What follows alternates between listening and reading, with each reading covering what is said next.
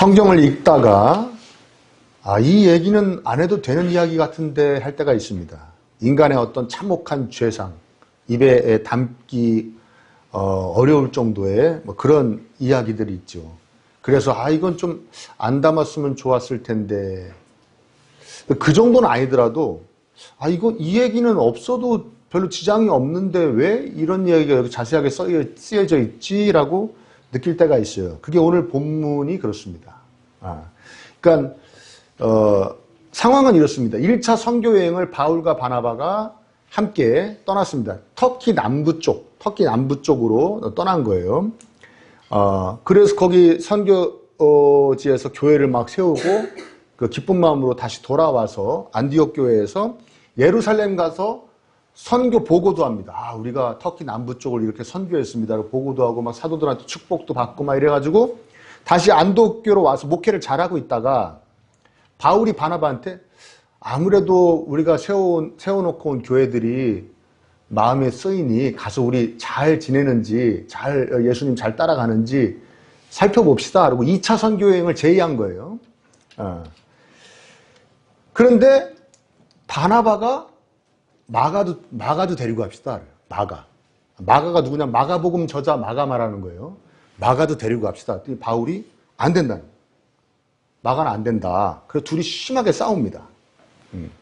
왜 이랬냐면, 우리 이제 사도행전 13장에 나오는 이야기인데, 1차 선교여행을 가다가, 처음에 1차 선교여행이 이제 키프로스 섬이라는 데서 도착해가지고, 키프로스 섬을 남쪽에서 북쪽으로 가로질러요. 그게 한 170km, 160km 되는데, 그 가로질러서 거기 총독하고 또 막 전도하고 그런 다음에 또 다시 지중해를 건너서 저쪽 터키 쪽으로 넘어가려고 하는데, 거기서 마가가,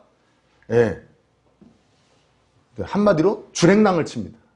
마가가 떠나버려요. 왜 그런가? 성경에는 자세하게 언급되지 않는데 전승에 의하면 너무 고생스러워서 마가가 바나바와 바울만큼의 믿음이 안 되는 거예요. 그냥 젊은 기운에 따라 나섰는데 너무 고생스러워요. 더군다나 마가를 아무리 넉넉하게 쳐줘도 갈릴리 지역의 뱃사람이었다라고 쳐도 갈릴리는 이 성경에는 바다라고 표현할 때도 있는데 갈릴리는 호수입니다, 기본적으로. 근데 지중해 진짜 바다잖아요. 거기를 그 긴 시간을 배를 타고 가는데 어느 정도로 힘들겠어요. 이 사람이 만약에 배멀미를 한다고 그랬을 때는 여러분 한번 상상을 해보십시오. 배도 지금 같은 여객선입니까? 조그만 배 아니에요. 그걸 타고 바다를 가니 이 사람이 그런 건 못 견뎠겠죠. 그 다음에 그 섬을 170km를 가로지르는 것도 힘든 데다가 거기 총독하고 이제 이야기를 하는데 거기 이제 그 총독의 단골 무당이 있어요. 남자 무당이.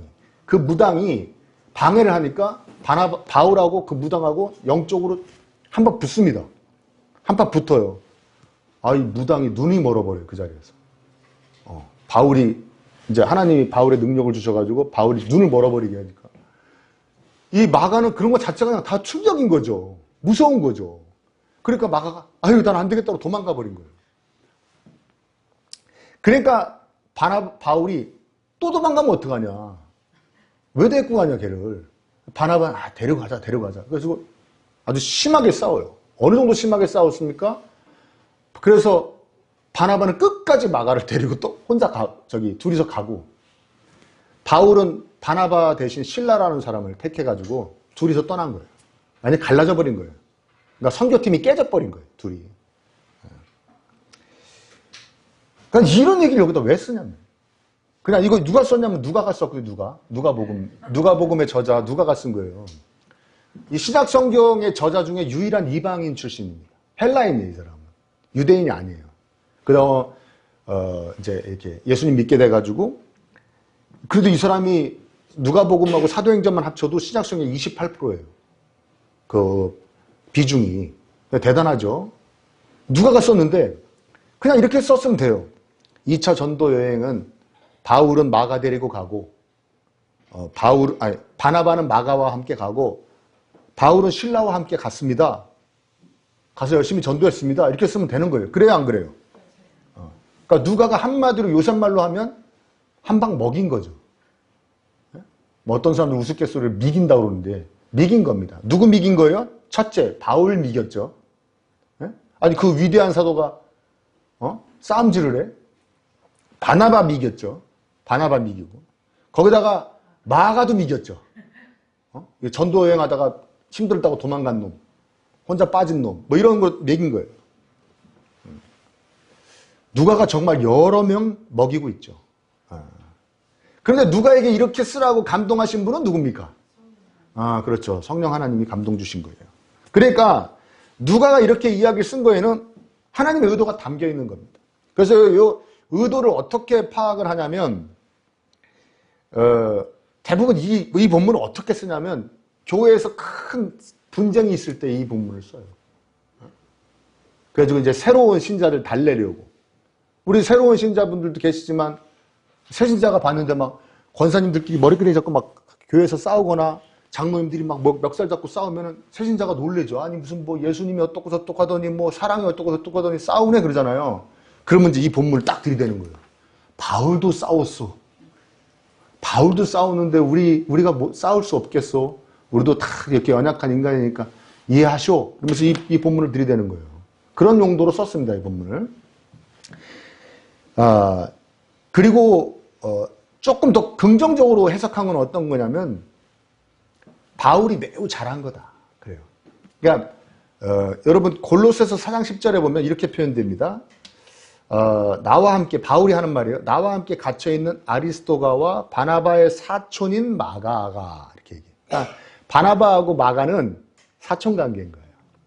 근데 그전 성경의 번역은 삼촌이에요. 바나바가 마가의 삼촌이에요. 그게 뭐 작은 모음 하나로 사촌도 됐다 삼촌도 됐기 때문에 어디가 맞다고 말씀드릴 수는 없어요. 삼촌으로 번역한 게 맞는지 사촌으로 번역한 게 맞는지 모르지만 아무튼 가까운 인척인 건 확실해요. 이해되시죠? 그러니까 바나바는 마가가 조카나 사촌이라 데려가려고 챙기는 거예요. 근데 바울은 하나님의 일을 하는데 사사로운 종으로 할 수 없다 이거죠. 그리고 사실은 바울이 바나바한테 이렇게 하면 안 되거든. 왜냐하면 바울이 원래 예수님 믿는 사람을 죽이러 다니는 사람 아닙니까? 그러다가 갑자기 예수님 만나가지고 자기가 예수님을 위해 목숨을 건 사람 바뀌었잖아요. 그거 아무도 인정 안 해주고 안 만나줄 때 바울 알아보고 바울 데리고 다니면서 사도들한테 소개시켜준 사람이 바나바예요. 그러니까 바나바가 없었으면 물론 바울의 바울됨은 하나님의 작품이지만 인간적인 측면에서 봤을 때는 바나바가 없었으면 바울은 이렇게까지 왕성하게 활동을 할 수가 없었어요. 그러니까 바나바가 은인 중에 은인이에요. 자기한테는. 그리고 안디옥이란 교회가 폭발적으로 막 부흥하기 전에 거기에 꽤 성도님들이 이방인 성도들이 느니까 예루살렘에서 바나바를 거기다 파견하거든요. 바나바가 딱 가더니 자기가 담임 목사인데 다소라는 그 먼 거리를 찾아가서 바울을 막 수소문 끝에 바울을 찾아서 데리고 와가지고 동역을 합니다. 그 안디옥 교회란 데서. 그래서 안디옥 교회에서 1차 전도회, 2차 전도회, 3차 전도회 다 안디옥에서 나가는 거예요. 지금 시리아에 있는 그 안디옥이란 데서. 그러니까 바울에게서 바나바는 정말 평생 은혜를 갚아야 되는 존재인데 자기 조카 좀 데려간다고 데려가라고 그러지. 너 이번에 안 도망갈 거지? 그렇게 한마디 하고 데리고 가지. 그거를 마가 안 데리고 간다고 대판 싸워가지고 선교팀이 쪼개질 정도로 그래야 되냐고요, 바울이. 이해되시죠? 근데 그 정도로 공과 사를 구분하는 위대한 사도다. 그 정도로. 그런 사람한테 그렇게 할 정도로. 라고 해석하는 사람들이 있는데 저는 1%도 동의할 수 없습니다. 다 아니고요. 다 틀린 얘기고요. 교회에서 싸움 나는 거 뭐 이상하게 생각하지 말아도 아니고요. 바울이 공과사를 분명히 하는 위대한 사도 그 얘기도 아니고요. 한번 따라합니다. 그냥 싸운 얘기 한 거다. 그게 가장 정확한 해석이. 바울과 바나바가 대판 싸워서 갈라졌다. 이 얘기한 거예요. 그래서 누가는 마가가 바나바의 조카라는 얘기를 하지 않습니다. 이거 쓰면 여기 사도행전에서는 안 써요. 그렇죠? 왜? 둘이 싸운 것에 대해 사람들이 뭐 이렇게 해석하고 저렇게 해석하는 걸 차단하려는 듯이 그냥 아주 드라이하게 둘이 대판 싸웠다. 그리고 갈라섰다. 이렇게만 이야기합니다. 이 본문이 우리에게 말씀하는 바, 하나님이 이 본문을 통해 우리에게 말씀하는 바는 뭡니까? 바울도 싸운다. 바나바도 싸운다. 바나바는 11장 24절에서 이렇게 설명합니다. 바나바는 착한 사람이요 성령과 믿음이 충만한 사람이었다. 그러니까 착하고 성령과 믿음이 충만한 사람도 싸운다. 마가는 전도가 힘들다고 도망갔다. 이게 이 본문이 우리에게 이야기하려는 바예요. 종합해보면 사람은 그냥 사람이다. 사람은 하나님이 아니다. 사람은 아무리 대단해도 하나님이 아니다. 성경이 말씀하고 있는 큰 획을 잘 이야기하는 데가 전도서 5장 2절의 말씀입니다. 이렇게 말합니다. 하나님은 하늘에 계시고 사람은 땅에 있다. 이렇게 얘기해요. 무슨 말이에요? 성경이 말하는 큰 획이에요. 하나님은 하나님이시고 사람은 뭐 죽었다 깨도 그냥 사람일 뿐이지 사람이 하나님과 같이 완벽하게 될 수는 없다라는 것이죠. 이해되십니까? 다 부족하고 연약하게 짝이 없는 존재라는 겁니다. 하나님과 같이 완벽한 존재가 아니라는 것이죠. 온전한 사람, 완벽한 사람은 단 한 사람도 없다는 거예요. 여러분, 우리가 연약하기에 부족하기에 우리 힘으로 도저히 하나님께 갈 수 없기 때문에 예수님이 오셔서 우리 대신 십자가에서 피 흘리심으로 우리가 하나님께로 갈 수 있게 해주셨죠. 아멘입니까? 그 은혜를 받았음에도 하나님의 자녀답게 살 수 있는 능력이 우리가 없기에 하나님이 우리 안에, 성령님이 우리 안에 오셔서 우리를 도우시잖아요. 그러니까 우리가 얼마나 연약하고 부족하게 짝이 없는 존재들입니까? 이해되십니까? 네. 그런데 우리는 아주 자주, 많은 경우 자신이 완벽한 것 같이 굽니다. 그거 언제 알 수 있냐면 자신에게 가해지는 어떤 지적이나 비판에 대해서 반응할 때 보면은 와, 자기가 하나님인 것 같아. 그렇죠? 입으로는 늘 우리 이렇게 고백. 아유, 저도 사람인데 제가 어떻게 완벽할 수 있어요?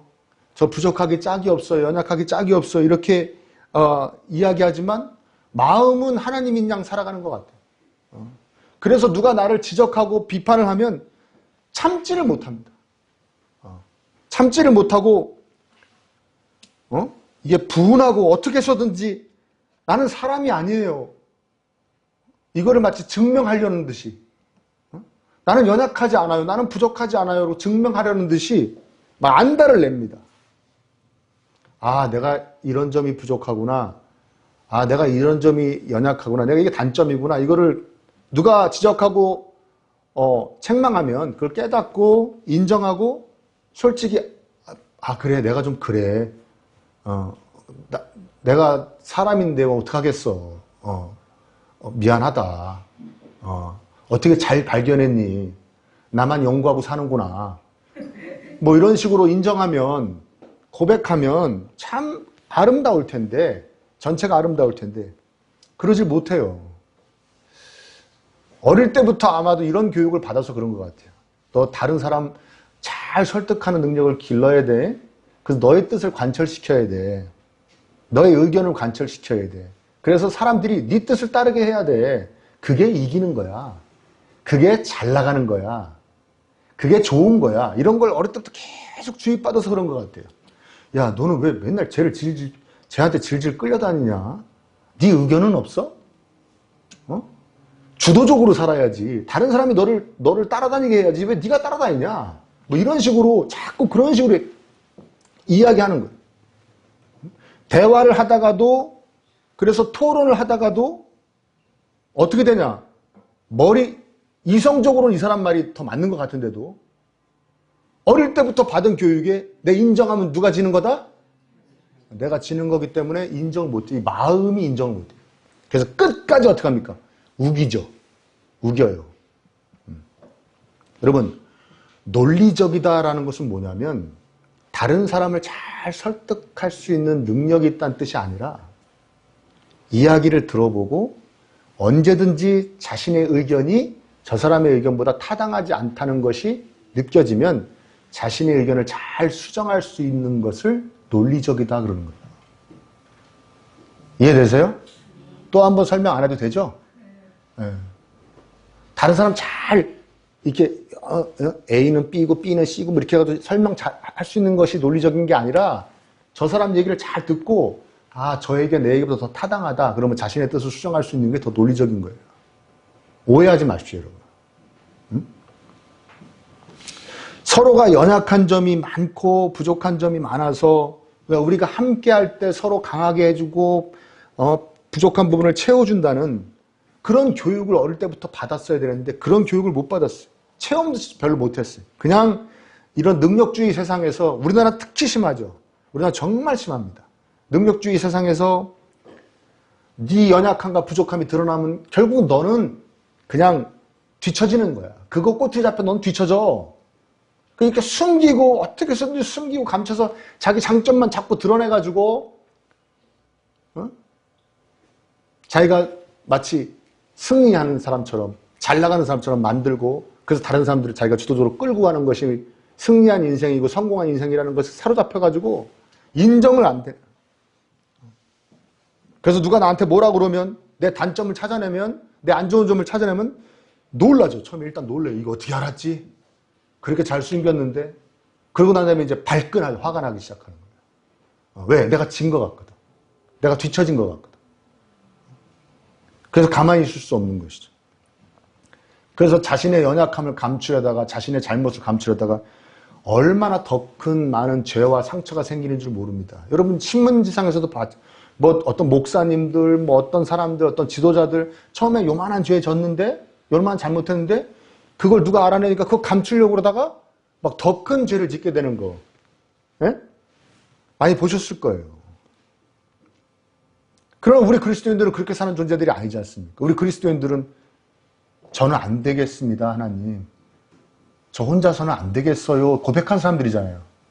그렇죠? 저는 제가 저의 주인으로 제 삶을 주도해서는 안 되겠으니 저의 주인 자리에 다시 앉아주세요.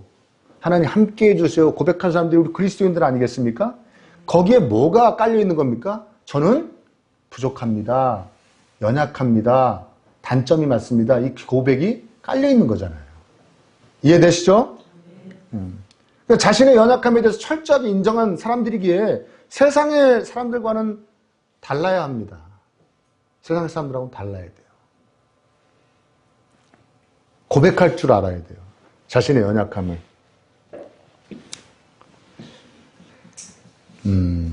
그 전에 저희 아버지께서 저 언젠가 한번 말씀드렸는지 모르겠는데 제가 한 20대 초반 정도 됐을 때 저희 아버지께서 제 방에 똑똑똑 노크를 하고 들어오셨어요. 그랬더니 저를 딱 제 앞에 마주 앉으셔서 눈물을 막 흘리시면서 내가 너를 향해 먹으면 안 될 마음을 먹은 적이 있었다. 너 고등학교 때. 그러면서 고백을 하시면서 날 용서해 줄 수 있겠니? 그래서 우시는 거예요. 그거 얘기 안 해도 되거든요, 저한테. 그쵸? 평생 내가 어떻게 합니까? 우리 아버지 마음속에 들어갔다 옵니까, 제가? 평생, 그리고 지금 그런 마음을 갖고 계신 게 아니다. 그 전에 어떤 기간 동안 그런 마음 먹으신 것 때문에 저한테 그런 고백을 하시는 거예요. 그래서, 아유, 아버지 무슨 뭐 그런 말씀을 하시냐고. 괜찮다고. 걱정하지 마시라고. 그러고서 이제 나가셨는데, 그럼 고맙다. 이해해줘서 고맙다. 용서해줘서 고맙다고 나가셨는데, 그때부터 이상하게 제가 아버지한테는 무슨 말을 못해요. 아버지가 하는 행동이 그냥 그치 뭐, 그렇지 뭐. 불만도 별로 없고, 뭐, 비판하고, 내가 스스로 판단하고 그런 생각도 별로 없고, 그냥 어떻게 생각이 되냐면, 저한테서 아버지는 굉장히 위상이 높아진 존재가 됐어요. 저한테 뭐 용돈을 많이 준 거 아니잖아요. 뭐 제 앞길을 터준 것도 아니잖아요. 그냥 당신이 옛날에 그 먹으면 안 될 마음 먹었던, 어떻게 보면 당신의 굉장히 그죠? 치부라고 그러나요, 그걸? 부끄러운 부분을 저한테 고백한 것만으로도 아들한테 그냥 이렇게 된 거예요. 저렇게 잘 사시잖아요, 지금도. 건강하게. 예? 행복하게. 왜? 아들이 늘 편이 되어드리거든. 저에게 아버지의 솔직한 고백이 저에게 아버지의 위상이 딱 높여지는 그런 계기가 된 것 같아요. 여러분, 인정하고 고백하면 그 자체가 복이 됩니다. 그래요. 부부간에도 그렇고요. 부부간에도 참 인정 안 하죠. 부부 관계가 안 된 사람이 이제 20살 먹은 사람이 고개를 끄덕끄덕거리네. 그 사람 부모들이 그런다는 거네. 그 부모가 나네. 부부간에도 인정을 안 하죠. 잘 안 해요. 끝까지 우기죠. 어? 부모 자식 간에도. 그럼 이런 거 있잖아요. 누가 나를 지적하면 인정을 하면 되는데 누가 나를 지적하면 거기다가 하나 얹어가지고 받아치죠. 그쵸? 그래 안 그래요? 부모가 자식한테 야 공부 좀 해라. 그럼 꼭 뭐라 그래요? 엄마 닮아서 못해. 아버지는 열심히 했어요. 이렇게 열심히 해볼게 한번. 받은 유전자가 그래서 잘은 못하겠지만 열심히 해볼게요. 이렇게 하면 좋잖아요. 그쵸? 근데 꼭 그걸 받아쳐요. 그러니까 인정을 하지 않는 거예요. 내가 지금 공부를 열심히 하지 않고 있구나가 아니라 당신은 열심히 했어. 이런 거죠. 여보, 이것 좀 이렇게 했으면 좋겠음. 당신한테는 내가 불만이 없는 줄 알아? 이렇게 나가는 거죠. 이게 뭡니까? 여기 뭐가 아름다운 것이 있고 여기에 무슨 발전이 있어요? 없잖아요. 이해되시죠? 누가 나를 지적하고 누가 나를 지적할 때 인정하면 관계가 돈독해져요. 그리고 변화가 그때부터 시작되는 겁니다. 여러분, 변화는 인정에서부터 시작되는 거예요. 내가 이렇구나. 인정해야 변화가 되는 거지. 인정 안 하면 변화는 요원해요. 오지 않아요. 응? 여러분, 이 위대한 사도들, 바울, 바나바, 마가, 그것도 미긴 누가 다 순교했습니다. 예수님 정말 자기 몸들이 헐어서 너덜너덜해질 때까지 순교하다가 결국엔 다 예수님 부활하셨습니다 하고 다 죽었어요. 근데 이 위대한 사도들도 싸우고 도망치고 그러잖아요. 근데 우리가 어떻게 완벽할 수가 있어요? 여러분, 완벽증을 버리시길 바랍니다. 제발 완벽증을 버려. 전 세계 지도자들, 대통령이 됐던 총리가 됐던 사람들도 지지율이 50%가 안 돼요. 예? 그러면 국민의 반은 그 사람을 싫어한다는 거예요. 그래요, 안 그래요? 근데 여러분이 뭐라고 모든 사람이 여러분을 좋아해야 됩니까? 응? 여러분 주변에 있는 사람들이 모든 사람이 여러분을 왜 좋아해야 되고 잘한다고 그래야 되고 대단하다고 그래야 되고 네가 최고다라고 그래야 됩니까? 왜 그럽니까? 그게 완벽증이야. 완벽증. 병이에요, 병. 응? 내가 모든 사람들에게 매력적이어야 되고 나하고 한번 관계 맺은 사람은 나를 끝까지 좋아해야 되고 그래서 그 관계가 틀어져 버리면 아주 목을 매고 특히 남녀관계에서 더 그러고 연애할 때 그리스도인들은 그렇게 사는 사람들 아닙니다.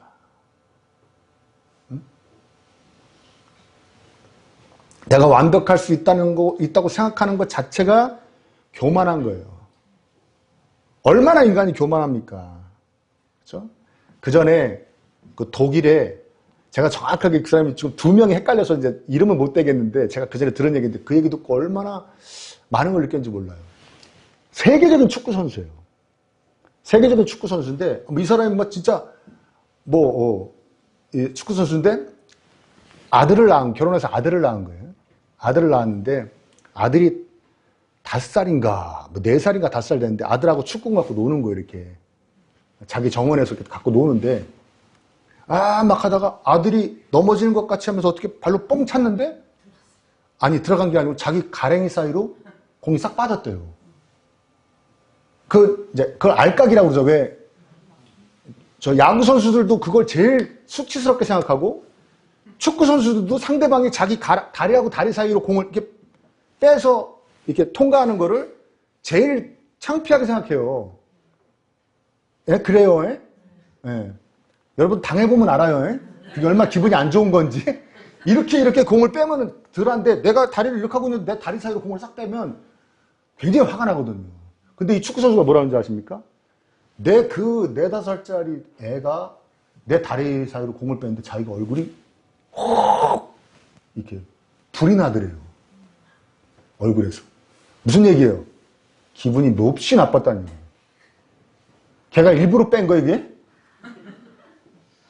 이게 뭘 얘기합니까? 자기는 축구하면서 그런 일 당할 수 없다는 거잖아요. 이해되시죠? 그게 완벽주의예요. 자기 세계적인 축구 선수인데 어떻게 내 다리 사이로 공이 빠져나가냐 이거예요. 응? 상대방이 4살 먹은 아들한테 그럼 자기가 내가 왜 이러지 그랬다는 거예요. 그 얘기를 듣고 제가 와 웃기기도 하고 야 정말 사람이 교만하기 짝이 없구나. 자기가 뭔데? 어? 자기는 그렇게 수많은 사람들 가랭이 공을 뺐으면서 그냥 공을 너무 잘 차가지고 다른 수비수도 가랭이 사이로 공을 엄청 뺐거든요. 근데 자기한테는 아무도 못 빼야 되는 거예요. 그게 뭐예요? 왜 그래요? 자기가 뭔데?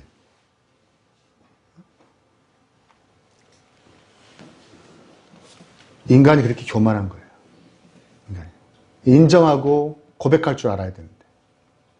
여러분 이게 특이한 게 뭐냐면 그래서 성경의 공부가 필요한 건데 사도행전을 자세하게 보면요. 누가가 미긴 거라고 그랬죠? 누가가 이 바나바와 바울이 마가 때문에 싸울 때 누가는 근처에도 없었어요. 누가는 없었어요. 응? 그러니까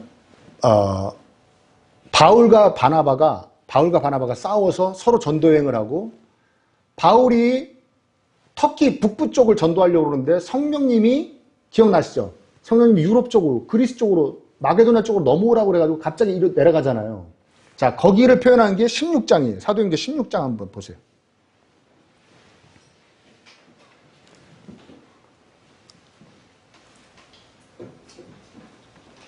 보셨어요? 자, 이거 누가가 썼다고 그랬죠? 누가가 쓴 거예요. 누가가 쓰는 겁니다. 누가의 관점이에요. 8절 보세요. 8절 시작. 그래서 그들은 무시아를 지나서 드로아에 이르렀다. 아, 그들은 드로아에 이르렀대요. 드로아에 이르렀대요. 그런데 드로아에서 떠날 때 뭐라고 그러는지 10절 한번 보시죠. 한번 10절 읽어봅니다. 시작. 그 환상을 바울이 본 뒤에 우리는 곧 마게도냐로 건너가려고 갑자기 그들은 했다가 드로아에서 우리는으로 바뀝니다. 이때 누가가 합류한 거예요. 이해되시죠? 그러니까 누가는 바울과 바나바가 싸울 때 있었다 없었다? 없었어요. 누가는 그야말로 저 터키 드로아 쪽에 지내던 사람인 것 같아요. 그런데 그러면 이거를 문맥적으로 정황상으로 누가 이야기해 준 겁니까? 내가 바울과 바나바가 대판 싸웠어요. 마가 때문에 아주 거의 야 주먹만 안 나갔지 그냥 난리 났었어. 그거 누가 얘기해 준 겁니까? 바울이 이야기해 준 거예요. 바울이. 내가 그 전에 바나바랑 대판 싸웠다. 마가 때문에. 그리고 누가한테 바울이 얘기해 준 거예요. 응? 바울에게는 뭐가 있었던 거예요? 자신의 치부, 자신의 연약함을 솔직하게 인정할 수 있는, 그리고 이야기까지 할 수 있는 능력이 있었던 거예요. 바울에게는 그 능력이 있었어요. 응? 누가는 그 일을 그대로 사도행전에 바울이 얘기해 준 대로 그대로 기억한 겁니다. 그리고 바울이 죽고 20년이 더 지난 후에 누가복음이 쓰여진 거예요. 바울이 64년 정도에 죽었거든요. 그 이후에 80년대 후반에 누가복음이 쓰여졌기 때문에 20년이 더 지난 후에도 그것도 안 까먹고 그때 참 우리 선생님하고 싸웠다고 그랬지 바나바하고. 그리고 자세하게 쓴 거예요. 마가는 도망갔다고 그랬지 자세하게 쓴 거예요. 바울을 비난하려고 쓴 겁니까? 아니죠. 인간의 연약함에 대해서 하나님께서는 우리가 깨닫기를 원하신다는 것을 누가는 확신하고, 그리고 이미 하나님께로 가 있는 바울도 나에게 섭섭해하지 않을 거라는 확신 때문에. 왜? 그 능력을 갖고 계신 분이다. 자기의 치부나 자기의 연약함을 솔직히 고백할 수 있는 능력을 갖고 계신 분이기 때문에 하나님 곁에서도 나에게 섭섭하다고 안 그러실 거다 하고 확신을 갖고 쓴 거예요. 그리고 이제 바울에게는 이건 간증거리입니다. 연약함을 털고 일어났기 때문에. 부끄러움이나 아픔의 이야기거리가 아니에요. 그 치부가. 근데 솔직하게 인정하고 고백하면 거기서부터 아까도 얘기했지만 변화가 시작되는 거예요. 바울과 바나바는 화해했을까요? 자, 이렇게 자신의 그 연약함을 고백할 수 있는 바울이 바나바와 나중에 화해했을까요? 성경은 이야기하지 않고 있습니다. 근데 힌트는 줘요. 어디냐면 고린도서 9장 6절에 제가 읽을게요. 나와 바나바에게만 노동하지 않을 권리가 없단 말입니까? 라고 얘기해요. 갑자기 바나바를 자기랑 같은 사도로 사람들에게 소개해요. 고린도 사람들한테. 이것도 거의 한참 뒤의 일이에요. 자, 골로새서 4장 10절에는 뭐라고 얘기합니까? 나와 함께 갇힌 아리스다고와 바나바의 생질 마가와, 나중에 마가가 바나바와 같이 선교하다가 감옥에도 같이 가요. 화해한 거야, 안 한 거예요? 화해한 거죠. 완전히 화해한 거죠. 그리고 바울이 죽기 직전에 쓴 디모데후서에서는 뭐라고 얘기하냐면, 그대가 올 때, 디모데에게 얘기하는 거예요. 디모데야, 그대가 올 때 마가를 데리고 오십시오. 그 사람 나의 일에 요긴한 사람입니다. 그러니까 완벽하게 화해했어요. 완벽하게 했어요. 어떻게 이렇게 된 겁니까? 바울이 야, 아우 창피해. 내가 바나바하고 한번 붙었다. 창피해 죽겠네. 응? 그러고선 꽁꽁 숨기고 누가 바나바하고 붙었다며요? 그러면 발끈 화내면서 그놈이 얼마나 나쁜 놈인 줄 알아? 지 조카라고 데려가려고 그러더라고. 에이 못된 놈. 이랬다고 생각해 보십시오. 그럼 화해가 됩니까? 아니죠. 내가 그때 왜 그랬을까? 바나바가 나한테 어떤 사람인데 내가 그 마가가 한번 실수했다고 그렇게 그걸 책 잡아가지고 내가 바나바한테 너무 심하게 했는데 어떻게 하면 바나바와 화해할 수 있을까? 나 그때 바나바한테 너무 몹쓸 짓 했다. 대판 싸웠어. 이렇게 늘 고백했으니까 화해라는 변화로 이끌어진 것이죠. 여러분 무슨 말인지 이해되십니까? 이렇게 인정하면, 자신에 대해서 솔직하게 인정하면, 고백하면 이렇게 아름다운 결과가 맺어져요. 그러니까 용서를 빌 수 있는 용기, 다른 사람의 용서를 받을 수 있는, 용납할 수 있는 용기, 이거 다 능력입니다. 바울은 다듬어져 간 겁니다. 하나님의 손길에 의해서. 저와 여러분도 다듬어져 가기를 축복합니다. 관계를 개선할 수 있는 건 이건 능력인데 거기엔 용기가 필요한 거예요. 누가에게 우리 바울 사도는 정말 최고야 하면서 막 자기를 따라다니는 누가에게 자신이 옛날에 싸운 얘기를 다 솔직하게 이야기해 줄 수 있었던 바울. 그 얼마나 아름답습니까? 너 나 대단하다고 생각하지만 나 옛날에 바나바하고 대판 싸웠다. 그리고 이 선교여행 온 거야. 이렇게 얘기해 줄 수 있는 바울. 얼마나 대단합니까? 자신의 연약함에 대한, 허물에 대한 지적과 비판 앞에서 여러분 인정하실 수 있는 분들 되시길 바랍니다. 그건 능력이라고 그랬습니다. 그 능력이에요. 그리고 훈련해야 돼요. 잘 안 돼요. 자신을 아름답게 변화시킬 수 있는 거기가 출발점입니다. 여러분 명심하십시오. 우리는 사람이 아닙니다. 한번 따라할까요? 우리는 사람입니다. 우리는 하나님이 아닙니다. 늘 이 위대한 진리를 명심하시기를 축복합니다.